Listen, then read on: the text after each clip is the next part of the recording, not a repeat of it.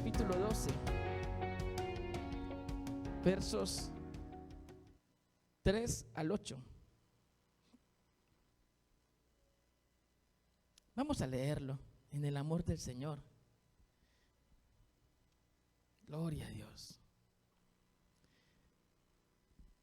Digo pues, por la gracia que me es dada, a cada cual que está entre vosotros, que no tenga más alto concepto de sí que el que debe tener, sino que piense de sí con cordura, conforme a la medida de fe que Dios repartió a cada uno. Porque de la manera que en un cuerpo tenemos muchos miembros, pero no todos los miembros tienen la misma función, así nosotros, siendo muchos, somos un cuerpo en Cristo, y todos miembros los unos de los otros, de manera que teniendo diferentes dones según la gracia que nos es dada, si el de profecía, úsese conforme a la medida de la fe, o si de servicio, en servir, o el que enseña, en la enseñanza, el que exhorta, en la exhortación, el que reparte, con liberalidad, el que preside, con solicitud, y el que hace misericordia, con alegría. Padre, yo sé que tu palabra está dispuesta para hablarnos, y te pido, Señor, que hoy, de corazón a corazón, la iglesia sea ministrada. En el nombre de Jesús. Amén. Tome su lugar, por favor. Gracias por el respeto, la deferencia a la palabra de Dios. Llegamos a una porción de la epístola ya para finalizar esta fase, este estudio, y ya entramos a la fase final. Y llegamos a un punto en donde Pablo quiere tomar todo lo que le ha intentado enseñar a la iglesia a través de los capítulos anteriores y quiere llevarlo a la práctica. Durante los capítulos 1 al 11, podemos decirlo así, Pablo estuvo repartiendo regaños a unos y a otros. Pablo estuvo centrándolos, pero ahora le interesa cómo vamos a cumplir eso. Entonces, el objetivo de Pablo que se planteó al escribir la carta, poco a poco va avanzando en su cumplimiento. Voy a volverles a recordar cuál era el escenario. Recuerde que en la iglesia habían dos grupos de personas, ¿sí lo recuerda? Estaban los gentiles y estaban los judíos. Y de pronto, si usted no se ha percatado, yo he intentado decirle durante todo este tiempo que en la iglesia hoy hay dos grupos de personas. Están los que se creen y están convencidos de ser pueblo de Dios. Y están los que no están tan convencidos de ello, pero aquí vienen. Esos dos grupos estaban durante el tiempo de Pablo. Los judíos estaban convencidísimos de que eran el pueblo de Dios. Por eso, durante los primeros 49 años, durante los primeros 20 años o casi 30 años de la iglesia en Roma, Los únicos que servían eran los judíos, los que estaban convencidos de que eran el pueblo de Dios. Pero las circunstancias, a veces las circunstancias no las entendemos. Y un día el emperador se levantó de mal genio y decidió expulsar a los judíos. Y los judíos tuvieron que salir de Roma y solo quedaron los gentiles, los que no estaban tan convencidos. O sea, ellos disfrutaban escuchar el mensaje, ellos creían en Jesús, pero había una serie de prácticas que ellos no hacían. Ellos no se habían circuncidado. Ellos no solían reunirse el sábado. Muchos de ellos no conocían el templo en Jerusalén. Así que había una serie de prácticas que les hacía pensar que no hacían parte de ese grupo selecto. Pero cuando los judíos son expulsados y a ellos les toca asumir la responsabilidad, descubrieron cuán agradable es servir a Dios. Y cuando retornaron los judíos, entonces se levantó esa discusión que a veces nos molesta,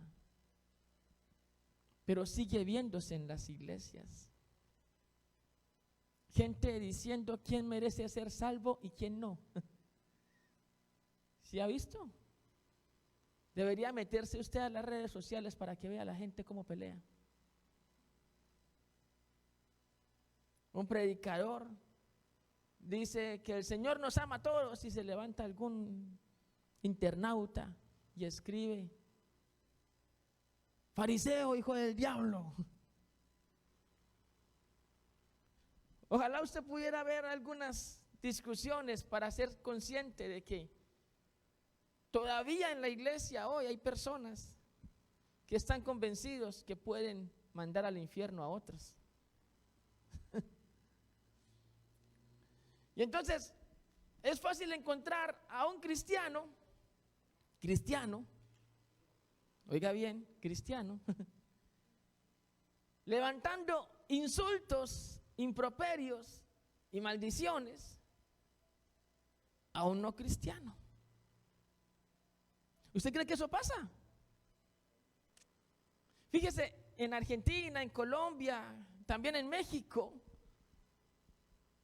se levantó hace 2, 3 años para acá un movimiento en Chile de los pañuelos verdes. ¿Ha escuchado de ellas? Mujeres que defienden el aborto, mujeres que defienden la eutanasia, un movimiento feminista. Pero contrario a los pañuelos verdes, se levantaron los pañuelos celestes. Entonces usted ve personas que se ponen un pañuelo de color verde y gritan ¡sí al aborto! Y usted ve personas que se ponen un pañuelo celeste que dicen ¡sí a la vida! Y bueno, ya está ahí, pues interesante la discusión. Pero váyase a usted a la red social y se va a encontrar a uno de estos que tienen pañuelo celeste, que normalmente son cristianos, gritándole a otro de estos que tiene pañuelo verde: ¡maldito! ¡Ojalá te mueras! ¡Te voy a ver en el infierno! Siempre me pregunto, ¿será que no son conscientes cuando escriben eso? Porque cuando uno dice te voy a ver en el infierno es porque, pues, ¿dónde va a estar uno? Para que lo puedas ver en dónde vas a estar. ¡Ojalá se mueran tus hijos! Y tú vas y miras el perfil de esa persona que escribe esas palabras y dice salmista. Entonces hay muchos cristianos todavía que creen tener el derecho de mandar a otro al infierno, decir quién se salva y quién no, quién es parte del pueblo de Dios y quién no. Muchos. Y Pablo está intentando decirle a los judíos: no sean arrogantes, pero también a los gentiles, no sean egocéntricos. Porque los judíos decían que los gentiles no eran parte del pueblo de Dios. Y los gentiles decían que los judíos ya habían sido rechazados por Dios. Y entre todos ellos peleaban. ¿Se imagina esas peleas en esa iglesia?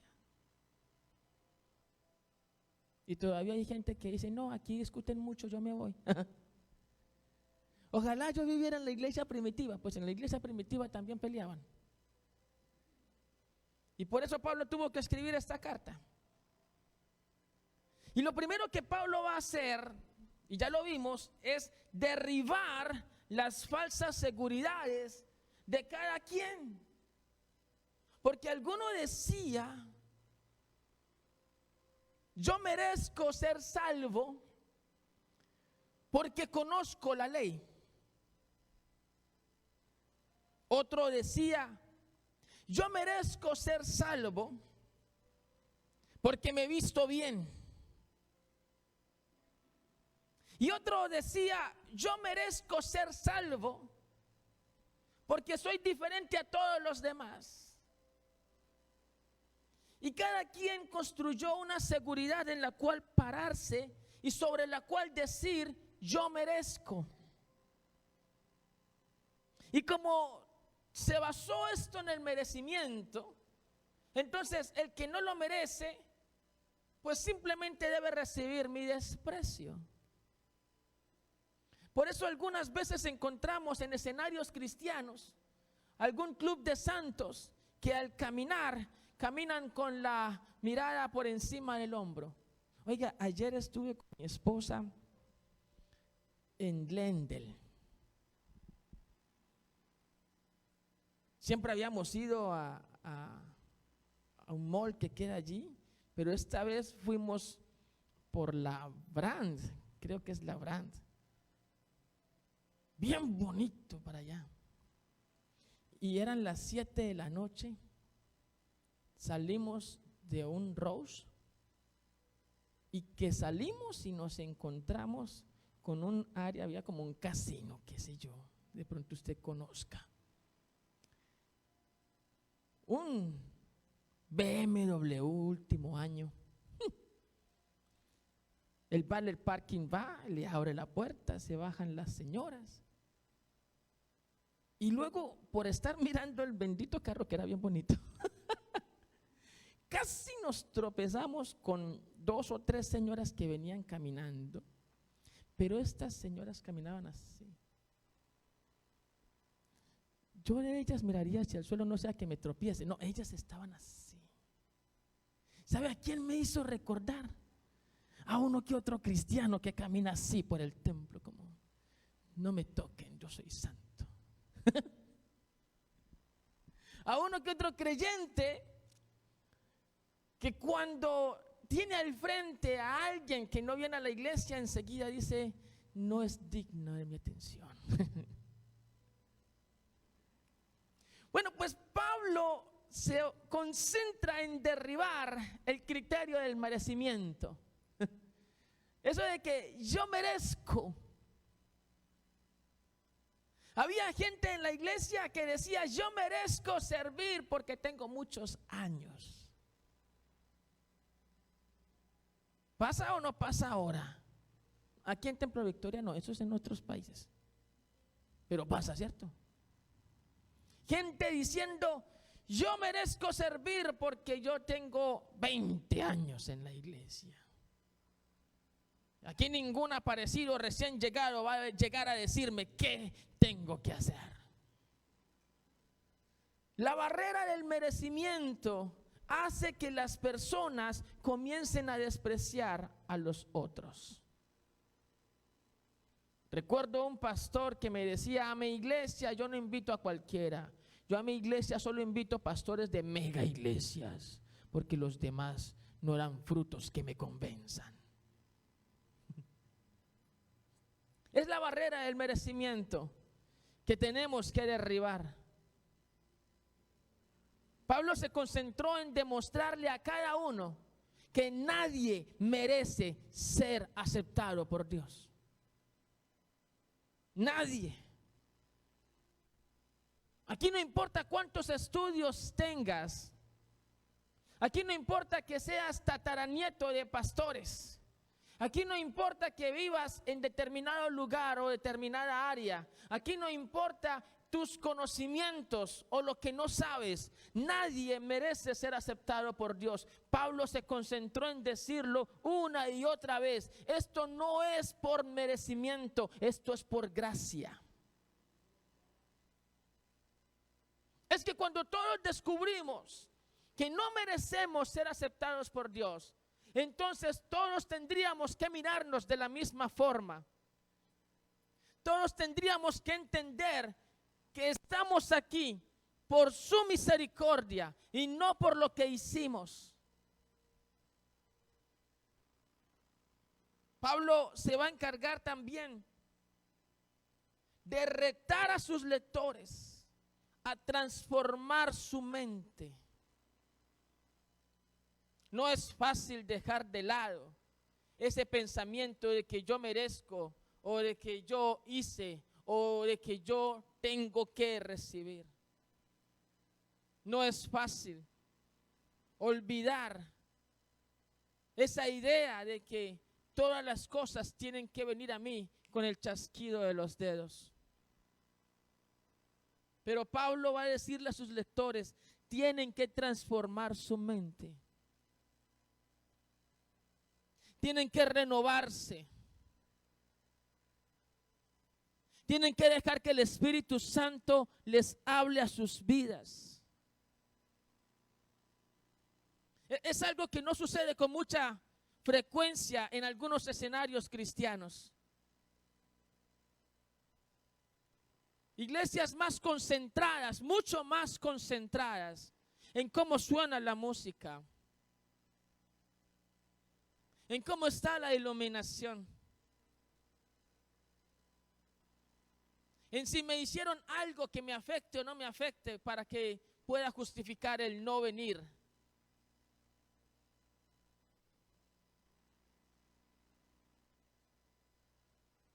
¿Me está siguiendo?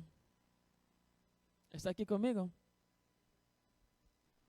Entonces tenemos a que el apóstol entiende que los problemas por los que la iglesia ha estado viviendo son problemas que la están dañando de fondo.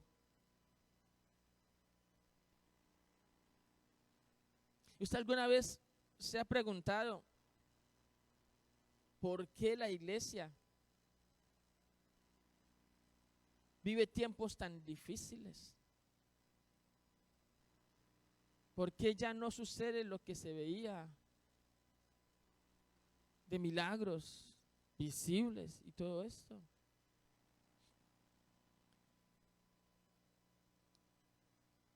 Es que somos tan dados a movernos por nuestra forma de pensar.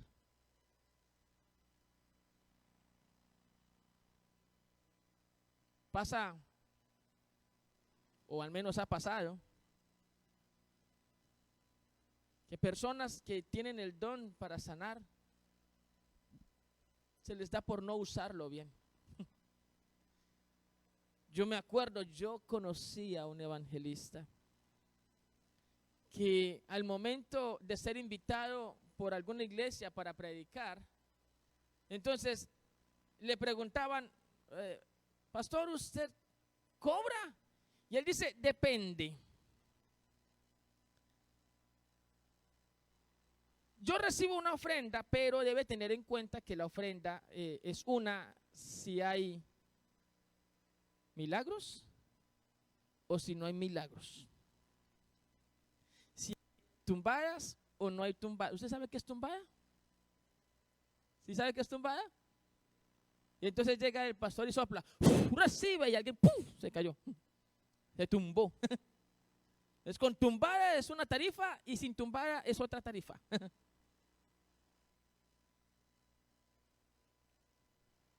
Y si se levanta un muerto, pues entonces es un poquito más caro, ya usted sabrá. Y te das cuenta que algo no funciona. Porque de repente el Espíritu Santo se manifiesta Y ahora la publicidad comienza a ser: ven por tu milagro.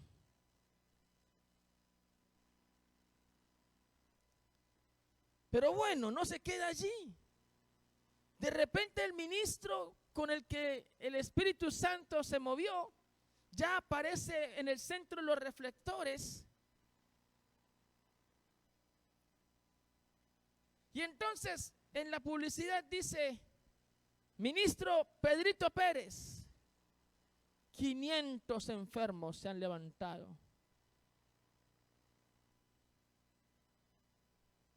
De su silla de ruedas se levantan.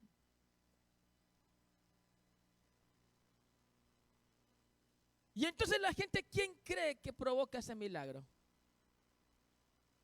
Pedrito Pérez. Y Pedrito Pérez no está muy preocupado por lo que la gente piensa. Lo importante es que vengan a verlo. Pero el Señor no hace milagros para que Pedrito Pérez quede como el Dios soberano. Él hace milagros para que la gente reconozca que Él es poderoso.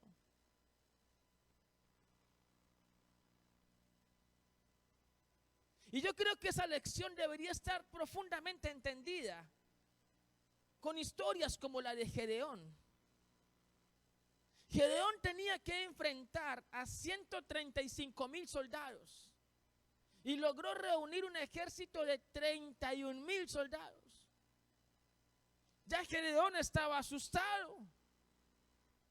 Y sin embargo, Dios le dice: ¿sabes qué, Gedeón? Hay mucha gente en tu ejército. ¿Se imagina? Gedeón se rasca la cabeza y dice: ¿cómo que mucha gente? Allá al frente tienen 135,000 y Gedeón está contando su grupo y son solamente 31,000. Y Dios le dice: sí, son muchos, porque si les doy la victoria van a decir: fue por nuestra mano. La historia dirá que Gedeón enfrentó ese ejército con 300 hombres solamente. Y solo hay una forma de explicar que esa victoria haya sido posible: Dios se las dio. Y lo que Dios busca cuando se glorifica en medio de la iglesia es que la iglesia solo encuentre un camino, y es decir, Dios se glorificó. Pero por alguna extraña razón,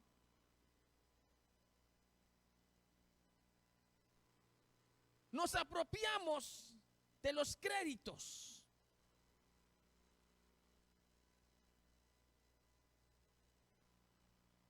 Pablo sabía que ese problema había llegado a Roma y tenía que enfrentarlo.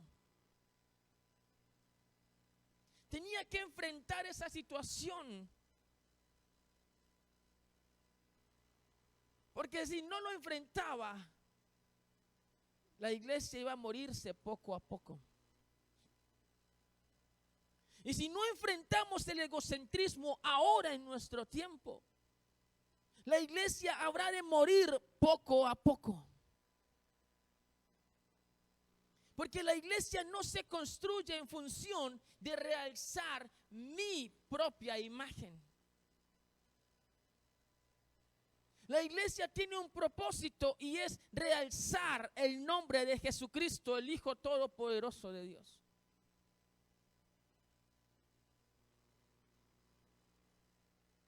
Por eso Pablo, muy concentrado en su objetivo, ya logró llevar a que la gente entienda que tenía que transformar su mente.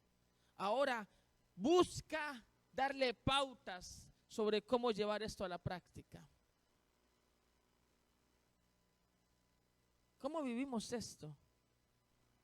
Y aquí viene entonces un consejo bien importante.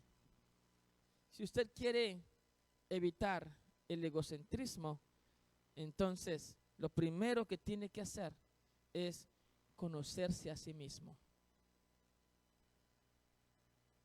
Y esa no es algo, esa no es un paso que nos guste ya mucho.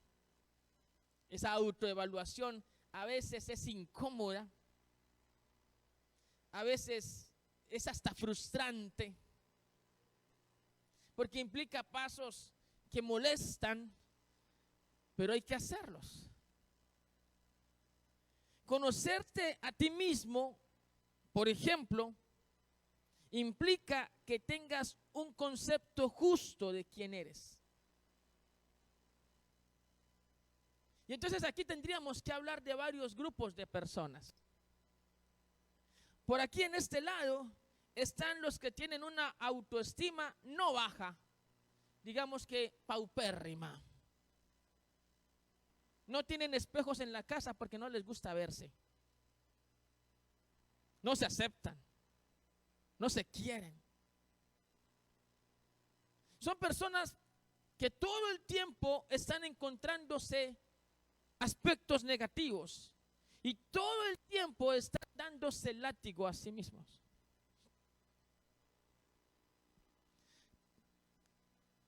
Luego, por acá, saltando algún grupo de personas, pudiésemos encontrar los que están balanceados, pero no vamos a hablar de ellos todavía. Porque acá, en este otro lado, podemos encontrar al egocéntrico, al arrogante, al que quiere que todos giren alrededor de él. He encontrado teorías que dicen que la persona que tiene demasiada autoestima en realidad está escondiendo una baja autoestima. En realidad está inflando su forma de verse, porque eventualmente lo que hay de fondo es que no se ama. Y puede ser cierto que el camino que encuentren algunos para huir a su forma de no valorarse sea inflando su imagen. En cualquier escenario, estamos frente a personas en el extremo de allá, personas en el extremo de allá que no están valorando apropiadamente quiénes son. ¿Y cómo logro valorarme? Pablo está diciendo en su carta, en el versículo 3, cada cual que está entre vosotros no tenga más concepto de sí que el que debe tener. ¿Cómo logro ese punto de equilibrio, de tener el concepto que debo tener de mí mismo? ¿Cómo? Si me permite, le voy a dar algunas recomendaciones. Lo primero, acepta quién eres. Tienes que aceptarte tal como eres, tal como estás. Qué difícil es eso, ¿no? En principio porque el ambiente allá afuera nos invita a la comparación. El ambiente allá afuera nos invita a estar insatisfechos continuamente. Allá afuera, las imágenes que tú encuentras en la publicidad hablan de cuerpos esbeltos y posiblemente no lo tienes. Allá afuera, las imágenes que se muestran en la publicidad hablan de personas exitosas que están manejando un vehículo de la última gama, del último año, y posiblemente no lo tienes.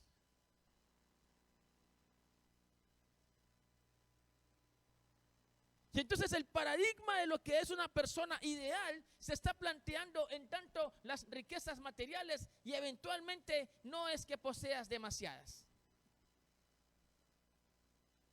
Así que frente a ese escenario que te invita a no estar conforme, lo primero que haces es atacarte a ti mismo y no aceptarte. No aceptas quién eres. No aceptas tu procedencia. No aceptas en qué contexto estás. Déjeme aclarar algo. Aceptar no es lo mismo que resignarse. ¿Alguien me está escuchando? Aceptarse es ver la realidad de lo que está sucediendo en este momento. No podrás salir adelante, no podrás cambiar esa realidad si no la aceptas.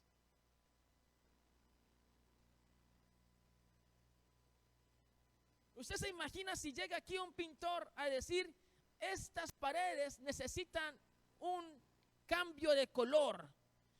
Es que este color amarillo que veo no me gusta.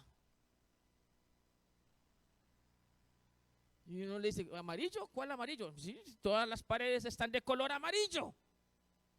¿Usted le creería a ese pintor? Si él no acepta la realidad en la que está, no va a haber mayores posibilidades de cambiar lo que se requiera cambiar.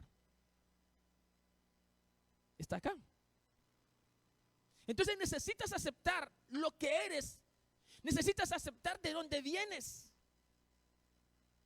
Hay personas que quieren borrar su país de procedencia. Pero ¿cómo negamos de dónde vienes?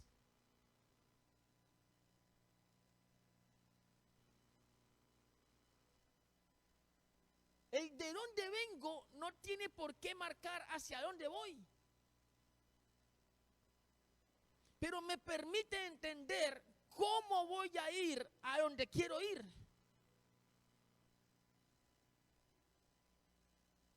Si usted no se acepta a sí mismo tal cual es, si no acepta sus gorditos, si no acepta sus arrugas, si no acepta su tono de voz, si usted no acepta las flaquezas de carácter que tiene.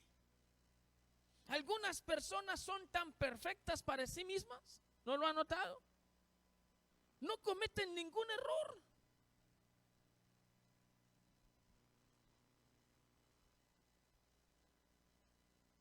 Uno se puede dar cuenta, por ejemplo, cuando el papá le dice a la esposa, llamaron del colegio, llamaron del high school a decir que tenemos un buen hijo, buen estudiante, brillante. Eso es por el lado de mi familia. Es que el tío Alberto era, te viera. Luego recibe una queja de la profesora de escuela dominical. Ahí llamó la maestra de escuela dominical a decir que hizo una travesura al niño. Es por el lado de su familia, ¿no? Es que ese hermano suyo, Mario, sí, malo ese hermano suyo. Así hay gente que cualquier cosa negativa, eso no es conmigo.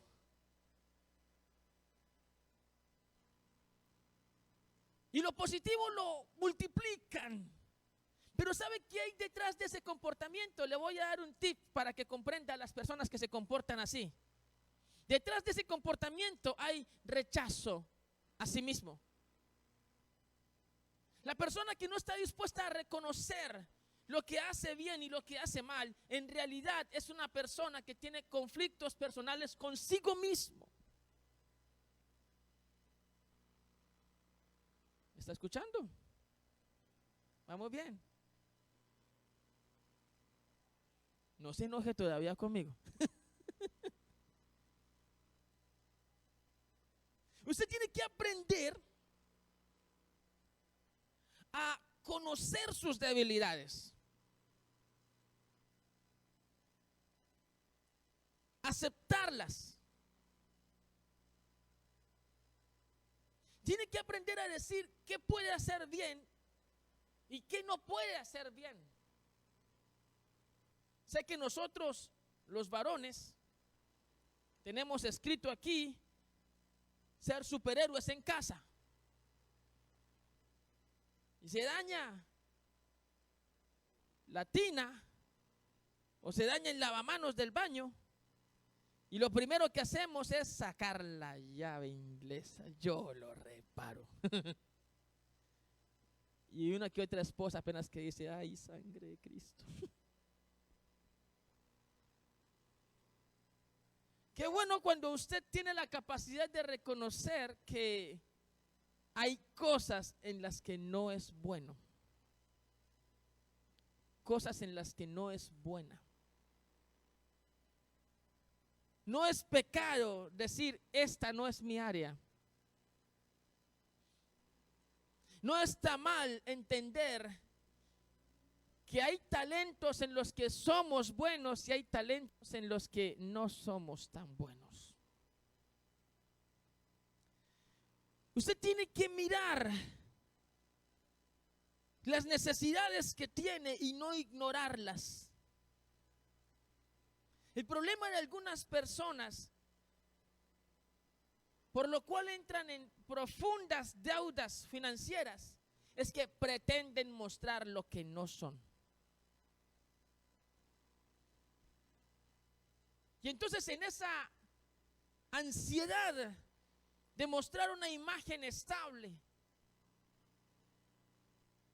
aceptan deudas que no pueden controlar. Aquí en Estados Unidos, el sueño americano se convierte en una tragedia para muchos. Porque cuando llegamos al país, necesitamos rentar una casa, ¿cierto? Y en la oficina de rentas nos dicen que no, porque no tenemos experiencia crediticia. Ya como sea, como dé lugar, necesitamos abrir un primer crédito.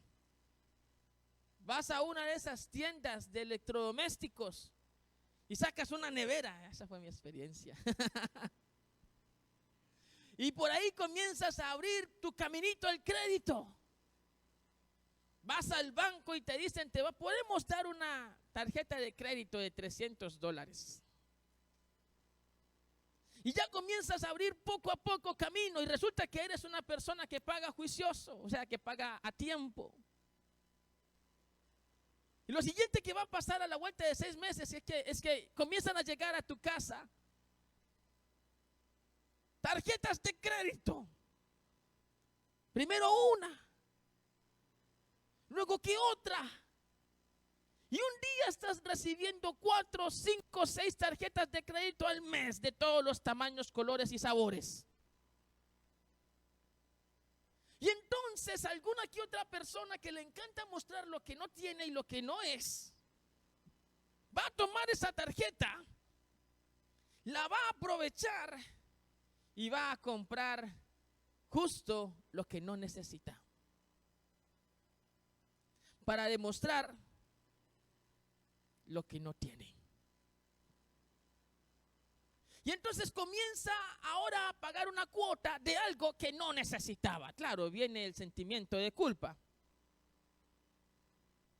Porque cuando te llega el producto eres feliz, cuando lo estás pagando es cuando empieza la crisis emocional. Y entonces viene la afirmación que alguna vez hemos hecho todos en la vida: no vuelvo a sacar un crédito. Pero vuelve a llegarte otra propuesta de tarjeta. O de repente ves que tienes la suficiente imagen crediticia para irte por un mejor carro, un mejor vehículo. Tienes un buen carro, pero no hay que cambiar. Y el problema no es que tengas un mejor carro. Ojalá todos podamos mejorar nuestras condiciones de vida. El problema es que adquieres uno cuando no puedes pagarlo. Porque hay una ansiedad por mostrar algo en lo que no necesariamente eres o tienes. Y la razón de esto es que no te has aceptado a ti mismo. No has aceptado la realidad que te rodea. Y vuelvo y le digo, aceptar no tiene nada que ver con resignación. Resignarse es decir, yo soy pobre y me muero pobre porque yo estoy orgulloso de ser pobre y que vivan los pobres. Eso es resignarse. Aceptar es decir, estoy en esta situación. Reconozco esta situación, pero puedo trabajar en cambiarla. ¿Alguien está acá? ¿Ya se enojó conmigo? Todavía no. Tienes que tener un concepto de ti mismo centrado en la realidad. Tienes que asumir cuáles son tus fortalezas y tus debilidades. ¿Sabe? Para otros tantos, asumir las fortalezas que tienen es un problema. Hermano, usted como canta bien. Ay, no, no diga eso. No, qué pena, qué vergüenza. Para algunas personas, reconocer sus condiciones, reconocer sus habilidades, reconocer sus fortalezas es sinónimo de arrogancia. Pero no tiene nada de arrogante saber quién eres y saber qué haces bien. No tiene nada de arrogante saber cuáles son tus talentos y entender en qué eres bueno o en qué eres buena. Nada de arrogante tiene que puedas medir exactamente en dónde tienes más posibilidades de crecer. Pero cuando te niegas a esa alternativa de evaluarte, cuando te niegas a esa alternativa de reconocer lo que has avanzado, también te estás negando a la posibilidad de tener una imagen real de ti. Y por ende, te estás negando a la posibilidad de mejorar.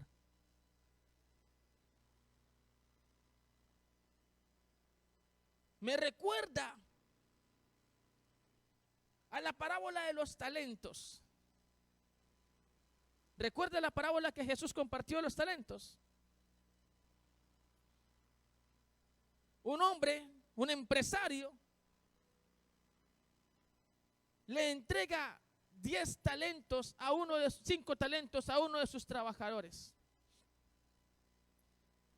Le dice, voy a salir de viaje y espero que a mi retorno hayas hecho algo con esto. A otro de sus trabajadores le entrega 2 y a uno último le entrega 1 talento. ¿Usted no se ha puesto a pensar por qué al retorno de este empresario el primer trabajador había duplicado lo que le entregaron? 10. El segundo trabajador había duplicado lo que le entregaron, 2, pasó a 4. Y el último enterró su talento. ¿No se ha puesto a pensar por qué? Yo tengo un don de sospecha. Mi don de sospecha es que este último personaje se creía buen analista, buen observador. Creía entender cómo era su patrón. Pero al mismo tiempo le daba algo de pena reconocer esa habilidad. Le daba algo de pena aceptar que él tenía claro cuáles eran las expectativas de su patrón. Y prefirió ignorar su talento y ocultarlo junto al que el patrón le había dado.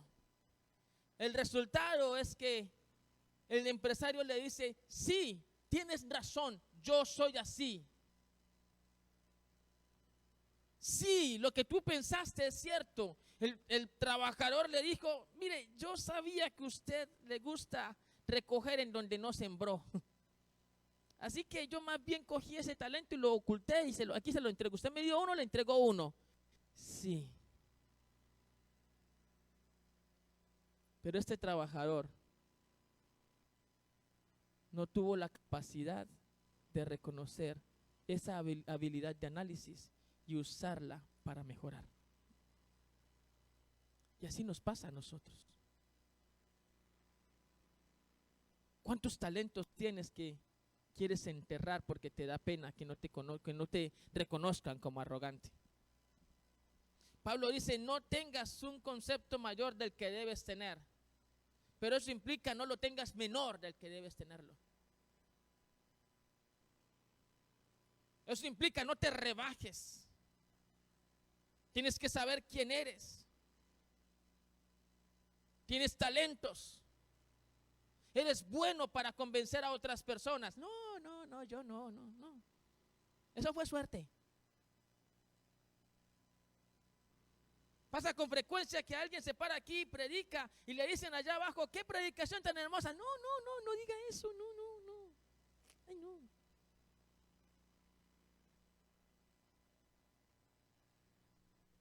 Aceptar que eres bueno en algo no te hace arrogante.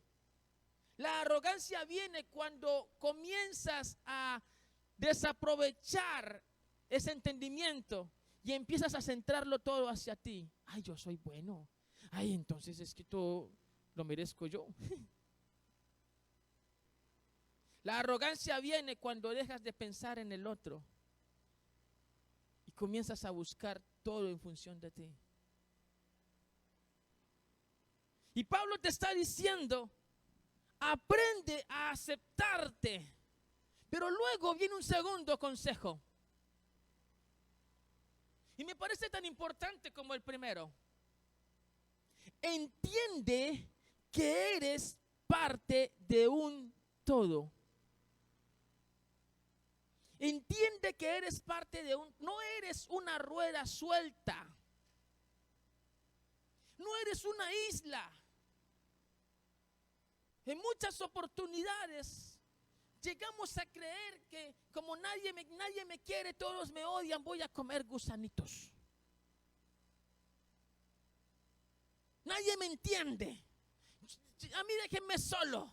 No me hablen, no me miren, no me toquen. Y así no es la realidad. En la realidad, las personas que están a tu alrededor necesitan de ti como tú necesitas de ellos. Las personas que te rodean están buscándote también a ti.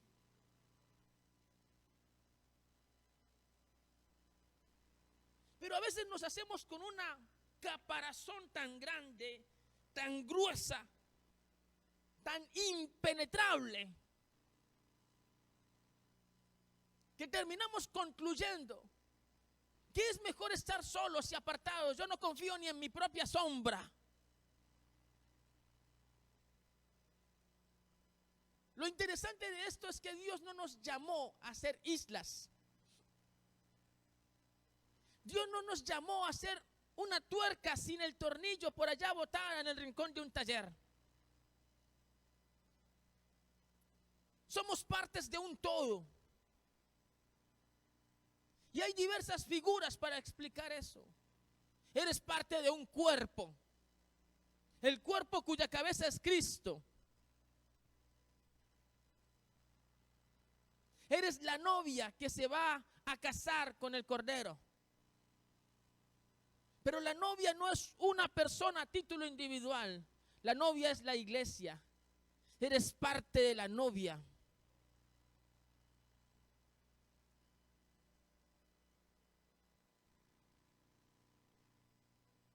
Y según lo que dijo Pablo en Efesios, el propósito del Señor es reunirlo todo para la gloria y la alabanza del nombre de Cristo. Entonces ese todo va a ser reunido para alabarlo a Él. Y yo soy parte de ese todo. Y usted es parte de ese todo. ¿Cómo quiere llegar a esa parte? ¿Cómo quiere llegar a ese momento? Como alguien que se presente ante el Hijo de Dios y le diga, nunca pude confiar en nadie. Y Él con una mirada tierna te diga, pero siempre hubo gente esperando que confiaras en ellos. Es que siempre hay alguien allí. Pero cuando nos creemos la historia de que estamos solos, cuando nos creemos la historia de que nadie nos entiende, cuando nos creemos la historia de que ya nadie más podrá comprender nuestra posición, ese momento en el que digerimos esa falacia, en ese instante te estás haciendo daño a ti mismo. El egocéntrico vive en una mentira que se llama independencia. El egocéntrico dice, no necesito de nadie. Yo solo me basto. El egocéntrico dice, nadie me importa.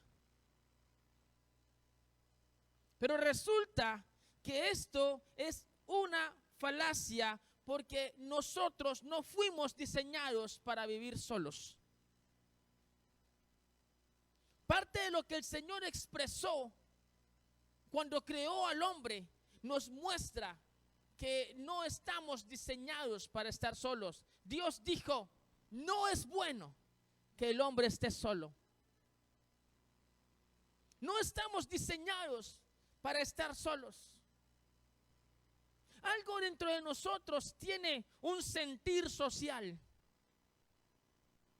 Por eso muchas personas, muchísimas personas, crean depresión en sus vidas cuando sienten que las demás personas les ignoran. ¿No lo han notado? ¿No han notado que mucha gente se siente deprimida porque considera que no les ponen atención? Déjeme decirle una pauta dentro de la consejería pastoral. Muchas personas terminan diciendo, no me importa lo que otros digan. No como resultado de creer eso, sino como resultado de armarse contra lo que ellos están pensando. ¿Y qué están pensando? Están pensando que a nadie les importa. ¿Alguien me entendió o los enredé? Entonces yo pienso que nadie en mi familia está interesado en mí. Yo pienso que nadie en la iglesia se interesa en mí. Es lo que estoy pensando. Nadie me lo ha dicho, pero yo lo pienso. ¿Ok? Es mi conclusión. Así que termino mi conclusión con la segunda parte. Pues si yo no le importo a nadie, pues nadie me importa a mí. ¿Sí me sigue? Y entonces viene alguien a decirme, hola, ¿cómo estás? No me importa. Pero bueno, lo que sea, no me importa.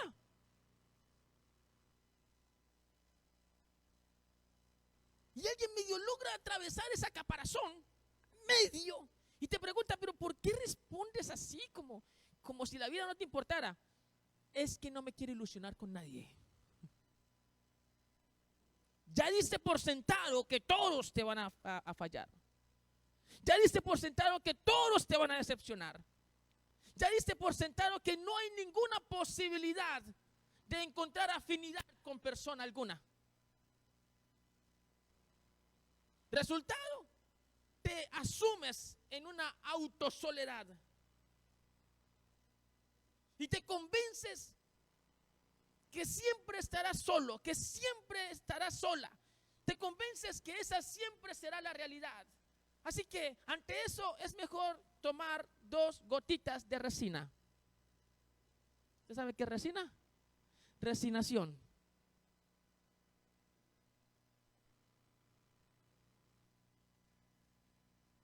Pero necesito decirte hoy que ni tú, ni tu familia, ni las personas que te rodean son islas. Todos somos parte de un todo. Todos somos parte de algo. Todos estamos en el mismo barco. Algunos creen que en ese barco hay 3.º o 4.º piso y en su imaginación se suben al 4.º piso. Pero en este barco todos estamos en el mismo nivel. Y todos necesitamos los unos de los otros. Yo estoy anhelando una iglesia, ver esta iglesia con personas conscientes de que no estamos por encima del otro, de que somos compañeros de camino, compañeros en donde cada uno de nosotros es amado por Dios. Es que ninguno de ustedes, incluyéndome, es rechazado por Dios. El Señor ha extendido sus brazos para recibirnos a todos y cada uno de nosotros, incluyendo, por supuesto, lo que somos. Es que para venir a Dios no tienes que ponerte una fachada. Debemos entender que Él te conoce tal como eres.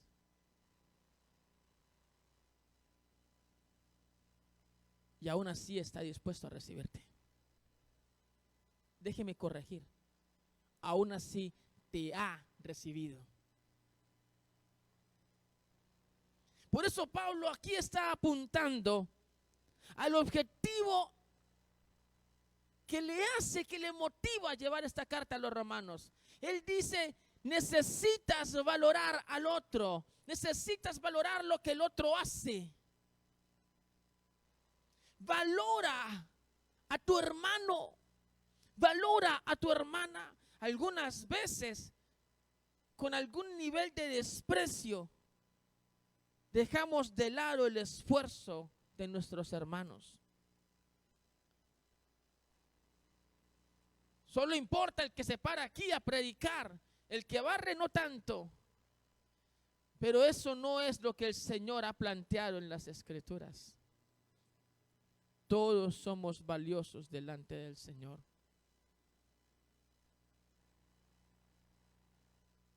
Todos hacemos algo importante.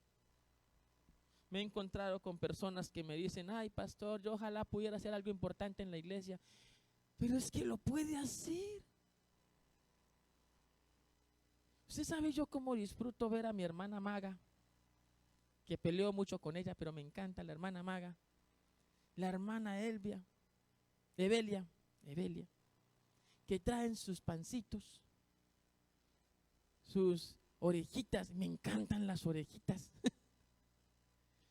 Calientan cafecito.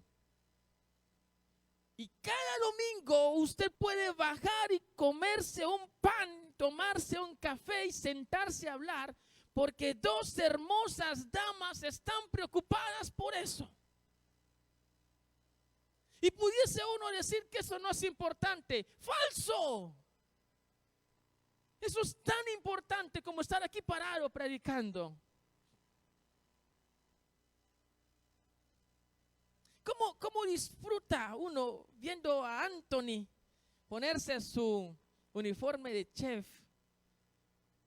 y hacer magia en esa cocina? Dios mío bendito, ¿cómo es que lo hace? ¡Qué talento! ¿Quién puede decir que eso no es importante? En el reino de los cielos eso trasciende. Trasciende que alguien que ni siquiera sabe cantar se quiera parar aquí. Al Señor le conmueve.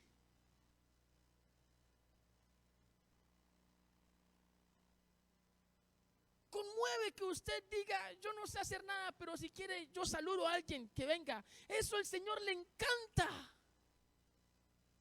Los únicos que solemos dejar eso de lado somos nosotros, sus hijos. Pero qué bueno cuando usted se concientiza que el otro importa y que lo que hace es valioso. Qué bueno cuando usted se concientiza que lo que usted hace también es valorado por los demás. ¿Cómo disfruto viendo a mi hermano Carlos las veces que se para aquí a orar? Esa pasión con la que ora. Ese ardor. Ver a mi hermana Cristina cuando pone la ropita allá afuera y de tanto en tanto a uno que otro le mete el evangelio, le vende la camisa pero lo evangeliza.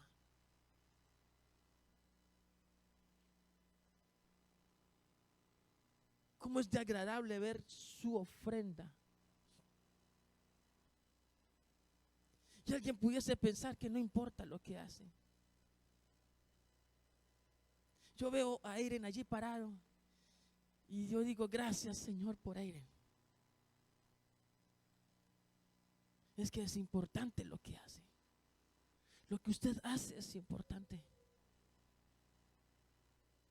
Y la iglesia tiene que aprender a valorar lo que hacemos todos y disfrutarnos unos con otros.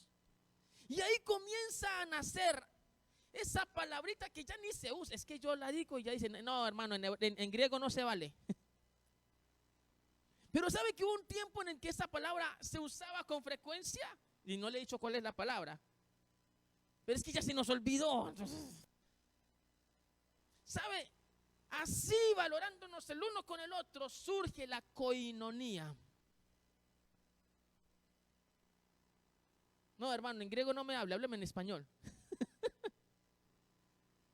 Pero koinonía no es una palabra, o sea, koinonía ya se adaptó al español hace mucho tiempo y simplemente significa armonía entre nosotros. Sí, yo sé que ya no se usa, pero tenemos que revivirla. Tenemos que revivir ese ambiente en el que uno dice, quiero ir a la iglesia porque allí me siento en familia. Es que a eso le estaba apuntando Pablo. Y estos capítulos que vamos a conversar, vamos a hablar de cómo esto que él nos dijo durante 11 capítulos se lleva a la práctica. Pero tenemos que empezar por nosotros. Y la única manera para empezar a asesinar el egocentrismo que nos rodea es valorando al otro, reconociendo al otro, diciéndole al otro, gracias por lo que haces. Lo que haces importa. Y que de repente la otra persona te responda, lo que tú también haces es muy lindo. Ahí empieza a morir el egocentrismo. Y empiezan a hacer la koinonía.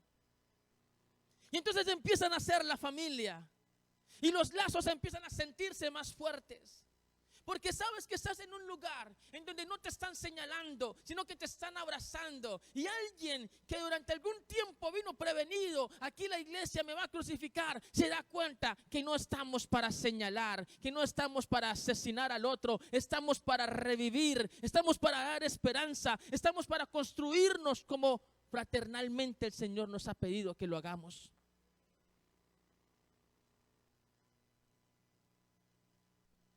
Quien vive en lo que... ¡Ah, qué lindos! Dígalo de nuevo. ¿Quién vive? Eso. Pero iba a decirles otra cosa. Quien vive en el egocentrismo nunca va a poder descubrir esto. Nunca.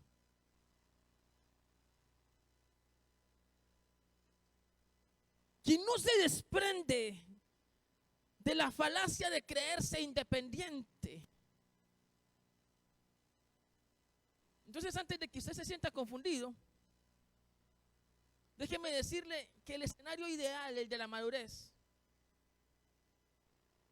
está en el punto central entre dos posiciones. Otra vez, los extremos. Aquí en este extremo está la persona dependiente. La persona que necesita de los demás para respirar. Si en la iglesia vienen 20 personas, entonces el dependiente empieza a comerse las uñas y a decir, no, yo como que me voy para otro lugar porque aquí hay muy poquitos. Ese es el dependiente.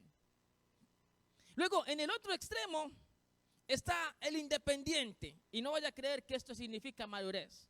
El independiente es el que dice, no necesito de nadie. Es más, yo no necesito ni congregarme, yo estudio solo la Biblia. El independiente es el que dice, yo no necesito de mi familia. Ese es el independiente. El que cree que por ser autónomo ya lo hizo todo.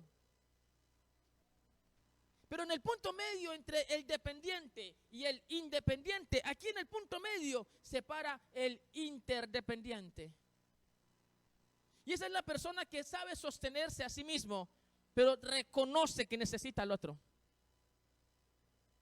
Esa es la persona que aporta en la vida del otro y está dispuesto a recibir de los demás. Es la persona que sabe que puede ayudar a otros, pero también está dispuesto a recibir ayuda. El interdependiente no se cierra a creer que lo sabe todo. Reconoce que cada quien le puede aportar algo a su vida, le puede enseñar algo. El interdependiente no está esperando que alguien lo levante, porque sabe que el Señor le pone en pie. Sin embargo, sabe que si alguien viene a su auxilio, no rechaza esa ayuda.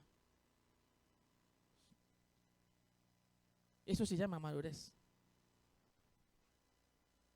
La Biblia, la vida, nos va a mostrar que la sabiduría se perfecciona en la medida en que entiendo que estoy por ayudar a los demás. No sé si lo han notado, pero una persona se refleja más sabia mientras más propicio mira.